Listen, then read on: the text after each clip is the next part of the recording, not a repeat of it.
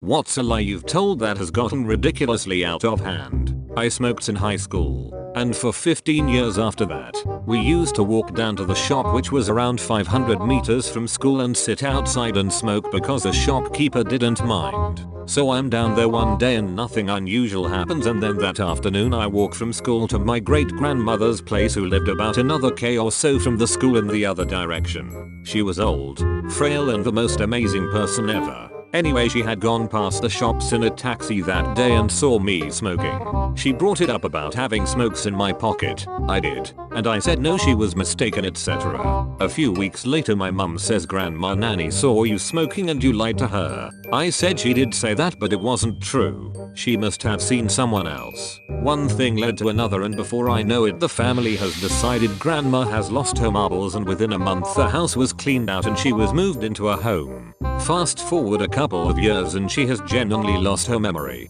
Dementia's a cunt. I never got a chance to tell her the truth because by the time I had grown up and decided she was mostly gone. I think about it regularly.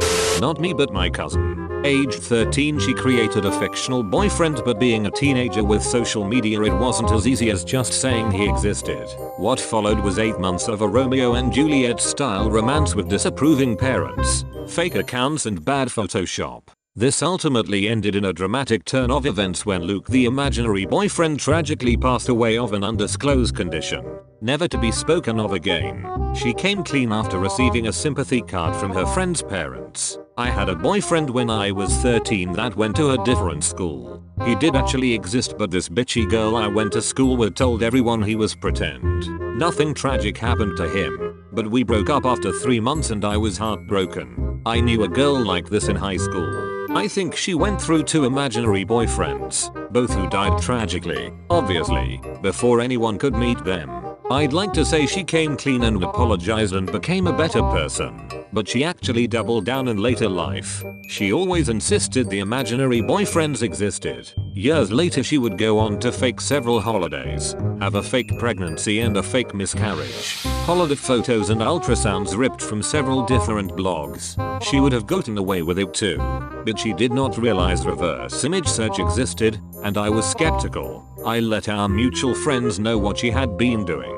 I don't know if anyone actually confronted her about her pathological storytelling, lying, but everyone in that group of friends now knew she had lied about that shit and were not keen on keeping her around for more emotional manipulation. I've no idea if she's still at it now. She blocked me soon after, about 5 years ago. Saddest part was all the women who had genuinely been through miscarriages offering her support on her FB. She was just using their emotional trauma to get attention. Told my boss I'm Jewish so I can have weekends off. I now eat kosher at work and can't order takeout. Edit.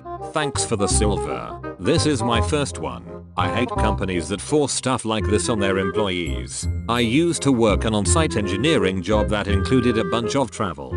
They'd assign work on the weekends pretty regularly. Then I found out that they were working me long hours every day of the week because I don't have a family.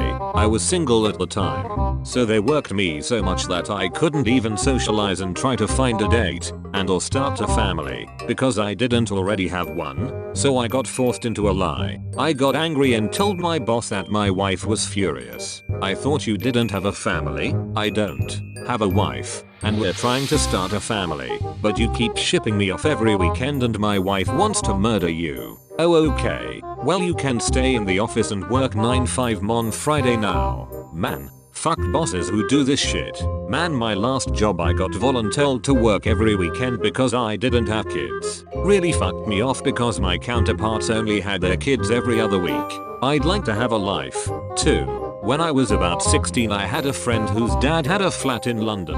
One weekend a group of us stayed there and went out on a Saturday night and ended up in her brother's university's student union bar. The university was music focused because we were underage and drunk. When talking to people we would lie about being uni students and which course we were on. I got talking to a guy, and when he asked me what I was studying I told him what I had been telling everyone else all night, violin. The guy says me too. Which tutor do you have? Fuck. I say oh, you know, the top level one. Clearly lying. He says that's weird. I'm in the highest level group and I haven't seen you before. I then proceed to tell him how I'm in a secret group that is even higher that not everyone knows about. He clearly doesn't believe me and pulls his friend over who also studies violin. Ed group that is even higher that not everyone knows about. He clearly doesn't believe me and pulls his friend over. That one hurt. Oh my god, perfect thread for me. I bought a fleshlight when I was 15. What can I say? I was a horny ass teen and after discovering them online, I knew I needed one. Two small problems. 1. I'm underage. You need to be 18 to buy one. But I wasn't too worried about that. 2 is I didn't have a job. Any money I got was from my parents and I maybe had like $40 in my bank account. At the time a singular fleshlight was $80 I think. Plus shipping brought it to over $100. I forget how much it was in total, but since I'm in Canada cross-border fees raised the cost even more.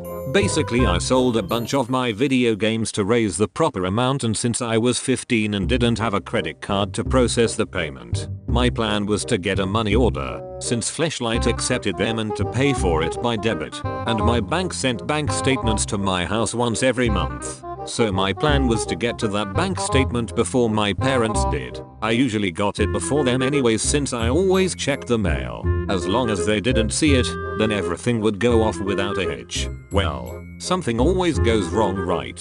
I go to the post office, place my money order, tell the lovely older ladies behind the post office counter that I'm buying an anniversary gift for my parents as a cover-up. They think it's lovely. Perfect. I leave. Fleshlight received my money order and dispatched my shipment. Woo, it's all getting real now. All that's left is to check the mail every day and hide my bank statement from my parents and get my shipment while they're at work. I check the mail every day. No bank statement. Well, I didn't check the mail one day and wouldn't you know it, that's the day my bank statement came in the mail and yeah, my parents got to my bank statement before me. So my parents saw I had a $100 plus dollar transaction at the local pharmacy post office and asked me that night what that was for. I didn't prepare any sort of lie in case they saw my bank statement since I was so sure I'd get to it before they did. So on the spot the only lie that made sense was oh I bought $15 worth of candy at the store. Maybe the cashier hit one twice by accident and it came out to 115? Whatever. I don't care. God, I was a fucking idiot, Lomfeo. Long story short, my parents basically went on a CSI investigation. My dad called the store, asked to speak to the manager and the ladies who processed my payment and scammed my son. They traced back the payments and saw the one in question. The manager spoke to the ladies and they said they didn't do anything wrong, which they obviously didn't. My parents asked me if I was telling the truth before proceeding further.